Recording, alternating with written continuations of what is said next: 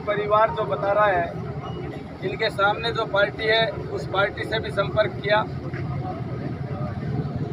वकीलों से भी संपर्क किया और इस पूरी बात को समझने के लिए सारे डॉक्यूमेंट्स मैंने निकलवाए। और मैं आपसे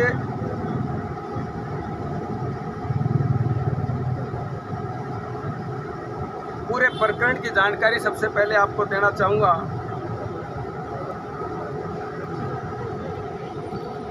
सबसे पहले तो मैं आप मीडिया के माध्यम से ये कहना चाहता हूँ कि बबलू चौधरी के हिंदुस्तान के किसी भी कोने में, किसी भी कोर्ट में, किसी भी थाने में एक भी मुकदमा पेंडिंग नहीं है। कोई सिंगल मुकदमा मेरा विचाराधीन नहीं है। मेरे कहीं कोई प्रकरण किसी भी तरह का अगर हो तो मैं आप पत्रकार बंधुओं के माध्यम से जनता को बताना चाहता हूं कि कोई भी एक प्रकरण अगर ऐसा हो तो आप लाके दिखा दीजिए। दूसरी बात,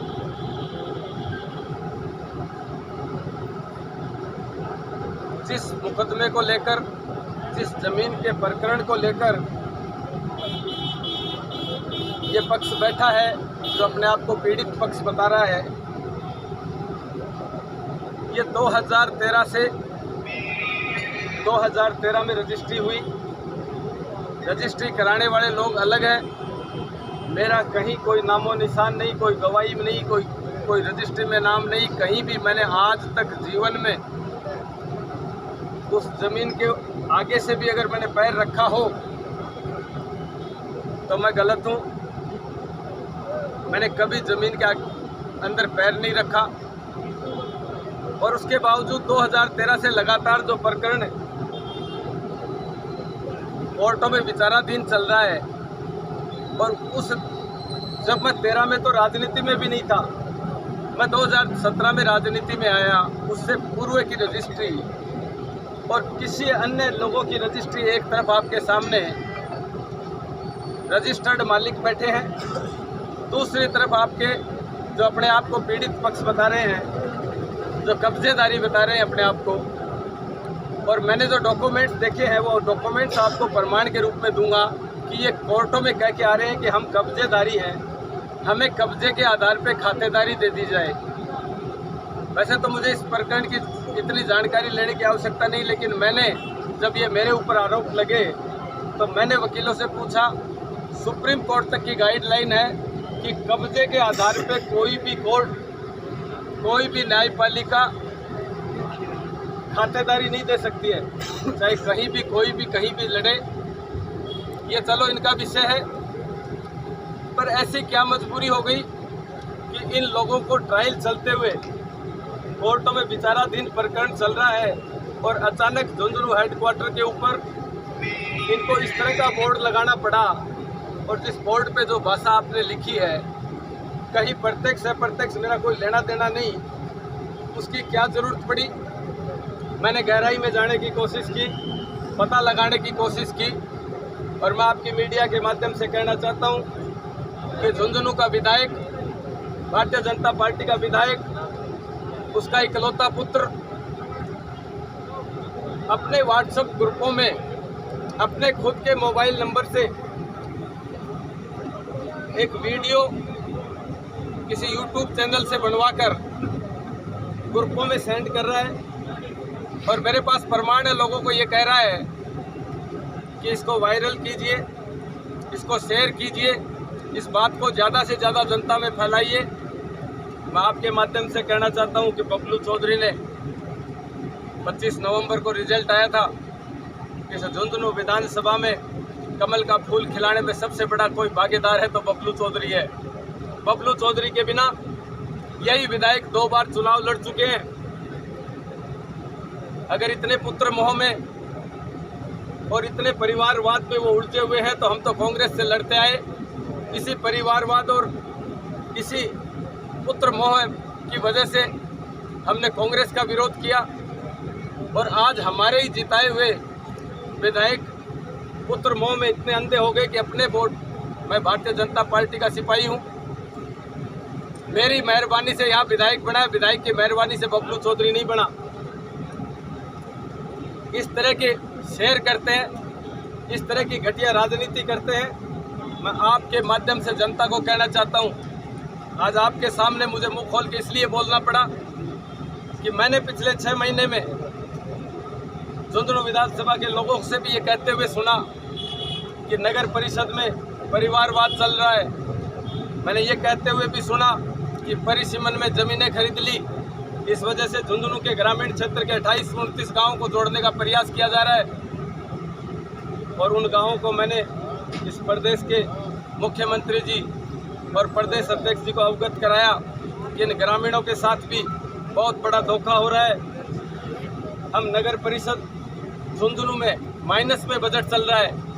हम नगर परिषद की सीमा को चंद्रपुरा गांव 6 किलोमीटर दूर गांव है, आप क्रॉस करके उसको मिला रहे हैं। आप ऐसे गाँवों को मिला रहे हैं जिनके ऊपर बिजली का भार 2.25 रुपये पर यूनिट का पड़ने वाला है, पानी का बिल आने वाला है, हाउस टैक्स लगेगा। जितनी ग्रामीण एरिया की योजनाएं हैं उन योजनाओं का लाभ इन ग्रामीणों को नहीं मिलेगा। झुंझुनू शहर के वासी कमलकांत जी हमारे प्रवक्ता और मंडल अध्यक्ष हमारे बीच में उपस्थित है। झुंझुनू शहर के वरिष्ठ लोग यहाँ बैठे हैं। सब के सब लोगों ने मुझसे कहा कि हम झुंझुनू में ये गांव नहीं जोड़ना चाहते हैं, हमारी प्रॉपर व्यवस्था नहीं हो रही है बिजली पानी सफाई की, तो हम इन गाँवों को जोड़ लेंगे तो नगर परिषद कैसे मैनेज कर पाएगी। ये सब इस बात से दुखी थे और मैं खुले मन से कह सकता हूँ कि मात्र मेरी इनकी कमेटी की भावना के अनुसार, ग्रामीणों और शहरवासियों की भावना के अनुसार मैंने प्रदेश अध्यक्ष और मुख्यमंत्री जी से आग्रह किया कि ये गलत हो रहा है और धरातल की बात बताने वाले नेता नहीं है। उस परिसीमन के 15 गांव हटवाए गए। वही विधायक पुत्र जो पहले ये लिख रहे थे, मीडिया में ग्रुपों में डाल रहे थे कि ये वापस नहीं हटाने दिए जाएंगे, वही वापस ये डालने लग गए कि हमने डलवा दिया। हमें उस बात से भी दिक्कत नहीं है, जो कुर्सी पे बैठा आदमी है वो उसकी क्रेडिट ले सकता है, लेकिन हमें इस बात का दुख है कि मेरे और मेरे प्रशंसक, मेरे सारे साथी, मेरे शुभचिंतक इस बात से व्यथित हैं कि इस तरह की घटिया राजनीति, इनका कहना जो तथाकथित परिवार बैठा है, आप पत्रकार बंधु इनसे पूछ सकते हैं कि मेरी कभी जीवन में शक्ल देखी हो इन्होंने, मेरा कहीं डॉक्यूमेंटली कहीं भी कोई नाम हो, कोई गवाही में भी अगर मेरा नाम हो तो आप इनसे पूछ सकते हैं। ये तरीका नहीं है। आप अच्छी तरह इस बात को जानते हैं कि जो अंडर ट्रायल जो कोर्टों में विवाद चल रहे हैं, उन विवादों का निस्तारण किसी धरने प्रदर्शन से नहीं, वहाँ टेक्निकली कागज बताने पड़ते हैं, कोर्टों में ये बताना पड़ता है कि मैं किस तरीके से मालिक हूँ। और उस बात को छोड़ के धरने प्रदर्शन पे इस तरह के वो लगाए जा रहे हैं। मैं तो दोनों पक्षों से यही कहना चाहता हूँ, दोनों पक्ष आपके सामने बैठे हैं। दूसरा पक्ष कह रहा है विधायक और उसके रिश्तेदारों ने कब्जे की ज़मीनें और जिस तरीके की झुंझुनू में भूमाफिया का काम कर रहे हैं, उनके सगे संबंधी जो बैठे हैं यहाँ अवैध बाढ़ चला रहे हैं। झुंझुनू 3 नंबर रोड पे ज़मीनों की रजिस्ट्रियाँ मैं दिखा सकता हूँ। मंडला रोड के ऊपर हाईवे उनकी ज़मीन में से निकाला गया है। मैं खातेदारियाँ दे सकता हूँ कहाँ कहाँ किस किस तरीके से वो हथकंडे कर रहे हैं। लेकिन मैं आपके माध्यम से कहना चाहता हूँ, कोई भी किसी भी पार्टी का हो, नेता का एक धर्म बनता है, जनप्रतिनिधि का, और जिस तरीके की व्यवस्था हमारे देश में है, लोकतांत्रिक व्यवस्था, उसमें सही को सही और गलत का गलत कहने का अधिकार हर आदमी को है। आंखें खोलने का अधिकार आपका भी कर्तव्य बनता है। आप सब पत्रकार बंधुओं का भी ये कर्तव्य बनता है कि ये क्या ये तरीका, मैं आपसे पूछना चाहता हूँ कि ये कोई तरीका है 2013 से जो मामला चल रहा है, मेरे राजनीति में आने से पहले का जो मामला चल रहा है, जिसमें मेरा कहीं कोई नामो निशान नहीं, उसमें कोर्टों में बताने के बजाय सड़कों के ऊपर बैठ के वो ये बात का प्रदर्शन कर रहे हैं और विधायक का पुत्र उसको शेयर और सोशल मीडिया पे डलवा रहा है। मेरे पास प्रमाण है हर चीज़ के, मैं बिना प्रमाण के कोई भी बात नहीं करता। वैसे तो सारे चैनलों से आप सब जुड़े हुए हैं। दूसरी विषय मैं आपको बताना चाहता हूँ कि इस परिवार ने बताया कि 3 दिन पहले कोई मोटरसाइकिल पे कोई आदमी आए और उन्होंने धमकी दी। ये कहते हैं कि मंडावा में, मंडावा विधानसभा का प्रकरण है, मंडावा थाने में इन्होंने रिपोर्ट दर्ज कराई बता रहे हैं।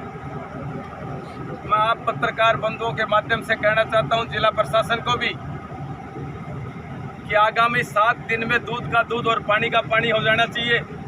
उस प्रकरण की जांच होनी चाहिए, दोषियों के खिलाफ कार्रवाई होनी चाहिए और अगर झूठा मुकदमा इन्होंने दर्ज कराया है तो 182 में अंदर करवाने का काम भी बबलू चौधरी और उसके समर्थक करेंगे। इस प्रकरण में जो मुस्तगिस है, जिसने रिपोर्ट दर्ज कराई है, जिसका कहना है कि मैं और मेरी पत्नी बैठे थे और कोई नकाबपोश या हेलमेट लगा के कोई आदमी आए, उस समय पे इनकी पत्नी की जो भी गवाह हैं उनकी लोकेशन के अनुसार उनकी उपस्थिति वहाँ होनी चाहिए। मंडावा शहर में पूरे में कैमरे लगे हुए हैं, उन कैमरों को खंगालना चाहिए और पुलिस प्रशासन को संवेदनशील होकर मैं दोबारा चेतावनी दे रहा हूँ कि 7 दिन में इस प्रकरण का निस्तारण नहीं हुआ तो बबलू चौधरी और उसके समर्थक आंदोलन कर देंगे। इस बात के लिए, इस बात में पूरी सच्चाई सामने जनता के सामने आनी चाहिए। इस बात की मैं आपके माध्यम से मांग करता हूँ। रही बात विधायक जी की, तो मीडिया के सामने मुझे ये बात इसलिए कहनी पड़ रही है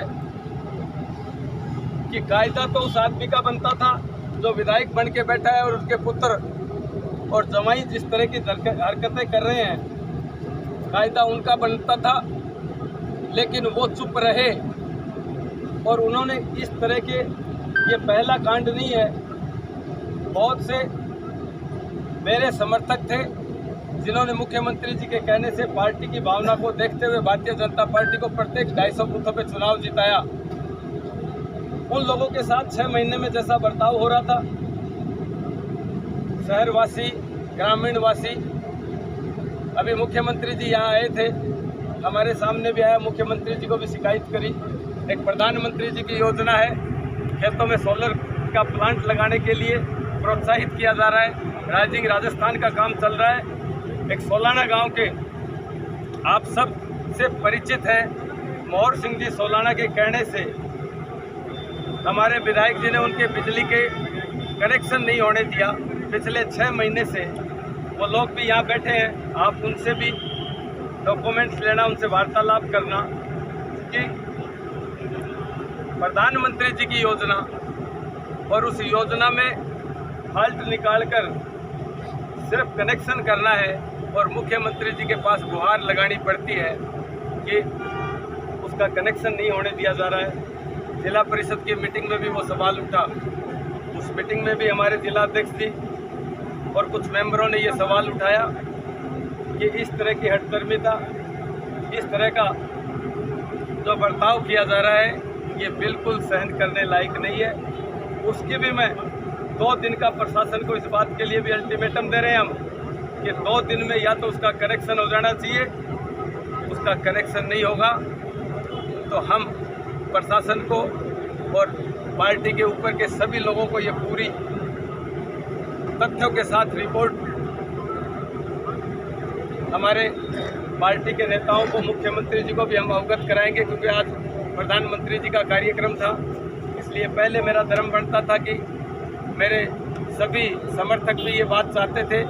हम तो परिसीमन की बात करने, परिसीमन का धन्यवाद करने के लिए आज सारे के सारे प्रतिनिधि, सरपंच, पंचायत समिति मेंबर, सारी जनता, सबका कार्यक्रम धन्यवाद का मेरे आवास पे था। लेकिन बीच में ये 2 दिन का ऐसा घटनाक्रम रहा कि उसमें प्रधानमंत्री जी के कार्यक्रम होने के कारण मैं जयपुर रिपोर्ट देना बाद में मुनासिब समझा, पहले आपसे रूबरू होना मुनासिब समझा। तो मैं आप सबसे निवेदन करता हूं कि पार्टियां कोई भी हो, गलत सही कोई भी हो, आप चौथा स्तंभ हैं, आप इस आईने को स्पष्ट करें और स्पष्ट तौर पे कहीं भी बबलू चौधरी की कोई गलती हो तो उसको भी छापें। और अगर मैं कह रहा हूँ वो बातें सही है कि विधायक पुत्र के द्वारा इस तरह की हरकत की जा रही है, जो इकलौता बेटा है वो पुत्र मोह में अगर इस तरह की हरकत करवा रहे हैं तो बबलू चौधरी भी चुप बैठने वाला नहीं है। फिर इसकी शुरुआत वो कर रहे हैं और मैं जनता की आवाज़ बढ़ने के लिए, इनके परिसीमन के लिए, या कहीं भी कोई गलत काम ऐसा होगा तो मैं हमेशा चौराहे के ऊपर, आप लोगों ने देखा है कांग्रेस के राज में भी ट्रैक्टर रैली लेके बिजली की दरें बढ़ाई तो बबलू चौधरी आंदोलन करने आया। कहीं भी कोई अन्याय जनता के साथ हुआ तो बबलू चौधरी हमेशा अपनी गर्दन कटवाने के लिए सामने खड़ा रहता है। और मैं जनता का सेवक हूँ। मैंने ऐसा कोई भी काम नहीं किया, उसके बावजूद यहाँ कलेक्ट्रेट के ऊपर इस तरह की हरकत की जाती है। और मैं आपसे निवेदन करना चाहता हूँ कि कुछ गरीब आदमी जो रेडी यूनियन के भी बेचारे आए थे कल परसों, एक गांधी चौक पे जब हम पैदा हुए उस दिन से 15-20 रेडी वाले अपना जीवन चला रहे थे, उनको भी हटाया गया। अगर अतिक्रमण हटता है तो रेलवे स्टेशन से लेकर बाहर जहाँ तक निकलते हैं वहाँ तक अतिक्रमण हटना चाहिए। मात्र 15 आदमियों के ऊपर कार्रवाई हो जाती है। नगर परिषद के गेट के बाहर आप बाहर निकलेंगे तो आपको रेडियाँ दिख जाएंगी, आपको अतिक्रमण दिख जाएगा। ये बात भी आपके माध्यम से मैं कहना चाहता हूँ कि जो बात आप संवेदनशील पत्रकार हैं, मैं आपसे पुनः कहना चाहता हूँ कि इन बातों को आप उठाइए।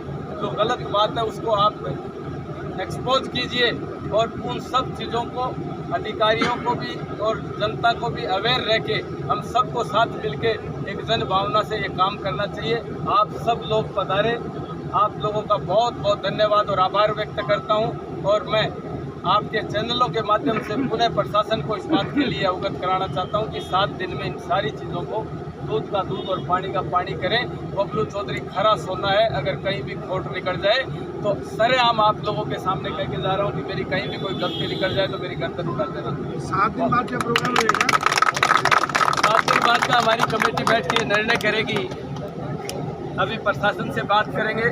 जिले के एसपी अभी है नहीं, बीकानेर कार्यक्रम में अभी उनका ट्रांसफ़र होने के बाद में वो उसमें लगे हुए हैं। और मेरी DYSP और SHO सबसे बात हुई है कि इस प्रकरण में आप पूरा फोकस करते हुए इन्वेस्टिगेशन ऑफिसर नियुक्त करके इसके सारी की सारी जांच करिए। और दोषी कोई है, कोई अगर गया है वहाँ तो उसको लागे पटकिए, उससे सच्चाई उगलवाइए कि किसने भेजा, किसका क्या रोल है इसमें। और अगर नहीं है तो ये जो धरने पे बैठे हैं इनको गिरफ्तार कीजिए, 182 की कार्रवाई इनके ऊपर कीजिए। बहुत बहुत आप लोगों का धन्यवाद। आपको डॉक्यूमेंट्स अवेलेबल करवाए जा रहे हैं, सारे फैसलों की कॉपी है, कब कब क्या क्या घटनाक्रम रहा उसकी कॉपी आपको अवेलेबल करवाई जा रही है। तो आप सबसे यही निवेदन है कि आप इस सच्चाई को जानने का प्रयास करें। बहुत बहुत धन्यवाद।